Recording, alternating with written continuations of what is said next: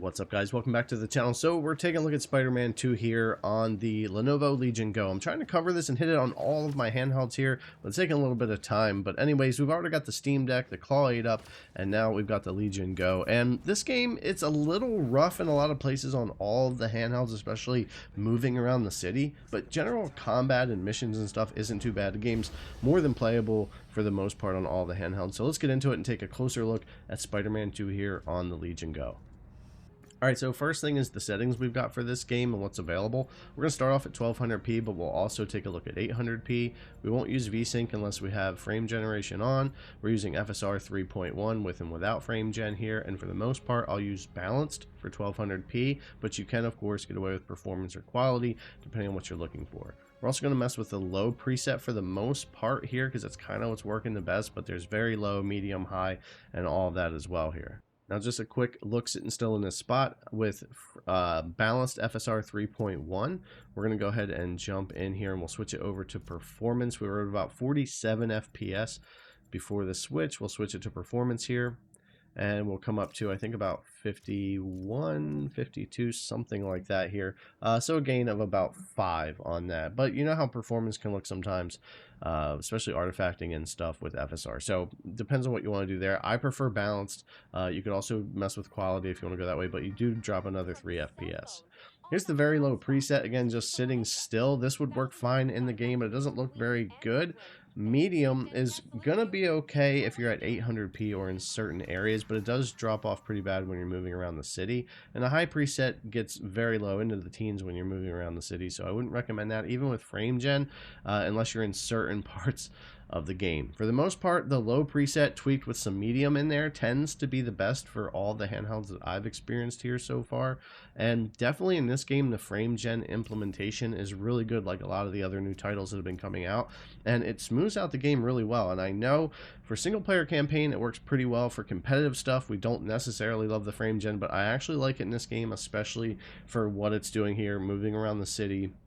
Even in combat, the latency isn't introduced that much more than without it. So yeah, we'll get in and take a look at that. But once you do start moving around in this game, on any of the handhelds I've tried it on, the frame times do get a little bit goofy, and we do lose a lot of frame rate and frame rate drops here and there as we move around. It really doesn't even matter what settings we set it to. That just kind of happens as we're getting around. It doesn't make the game unplayable or anything. It's just kind of the way it goes. But if you turn on frame gen, of course the lower FPS you are, the worse frame gen is going to work. But if you turn that on, for the most part, swinging around the city or using your wingsuit, it smoothed things out tremendously for me here. And again, for a single player game, not a multiplayer game, so I think the frame gen's pretty good here, and you might want to give it a shot, especially on these handhelds, because it's just not running really great without some kind of frame gen or lossless scaling or something like that. I've also found that 25 watts is a pretty good sweet spot for the Z1 Extreme on this game. Just it does need the power. You start going under 22, it has some issues, and 6 gigs of VRAM was a good spot too, because it tends to use 5.5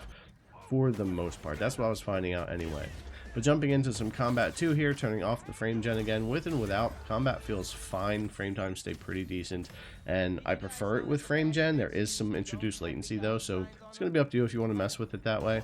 Jumping around to some other spots here, frame gen on again on some combat in another area, and again we're only like 30-32 FPS base, so the frame gen doesn't feel as good as it would if you were like 60 FPS, but it does help out. I do believe it helps with these handhelds on here a lot. Turning that off and going on to the low preset here, we'll be in the 30s in this area, which, you know, all in all not too bad, but we are on low settings here, so just depends on what you want to get out of the game. Now we'll go ahead and go over to a little bit of medium right here so you can see that running as well, still balanced on the FSR and no frame gen. And we'll get down closer to that 30. I tried medium in some other areas of the game where swinging around the city, and it got down into the 20s pretty often, and high got even worse, and that's why I just kind of stopped messing with it and stuck with the low preset and maybe throwing a little bit of medium settings in there and messing around with it that way. But certainly play around with it and get the settings how you want. But I think you get the idea here for 1200p and kind of what the game's looking like on this device. And I really want to take a quick look at 800p because I think that's a great option to kind of help smooth some of this out anyway and make it run a little bit better. So we're going to go with 800p here. We'll switch that over. And we have our frame gen. I'm going to turn VSync off because I'm going to turn frame gen off for a minute here. And we'll stay balanced on FSR, but we are going to take a look at native as well, because you can certainly pull off native 800p with no upscale. And that might be something a lot of you want to mess with, not using any upscaling. So here's frame gen off and just 800p FSR 3.1 balance, and it runs pretty decent here in this area, but again, it depends on where you're at. But for the most part, you're going to get 10 to 20 FPS more than 1200p. If we go in here and turn on frame generation with this as well, we'll get a nicer boost than what we were getting over on the 1200p upscaled. So we'll come out of here, and now we'll get up there more in the 80s, sometimes 70s. It's going to depend on where you're at, but the higher your base frame rate is, the better frame gen is going to work and feel, especially when you're talking 40 to 60. It definitely works better than like 25 to 35. So it definitely feels pretty good, and even less latency there for that. Now, if we go with native leaving frame gen on, we come back to a lower base FPS, so we're getting more like 50 to 60. Doesn't feel as good as what we had over there where I was using upscaling, getting 80, and the latency didn't feel as bad either, and things look better. But you could get away with it either way here, native or upscaled.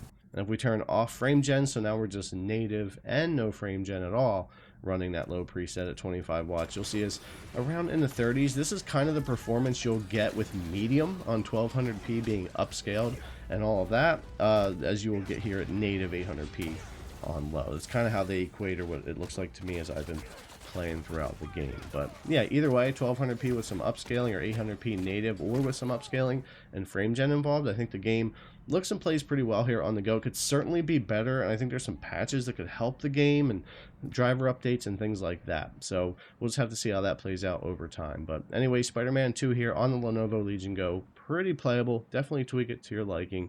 Guys, thanks a lot for coming to check out the video. As always, I really appreciate it, and I'll see you in the next one.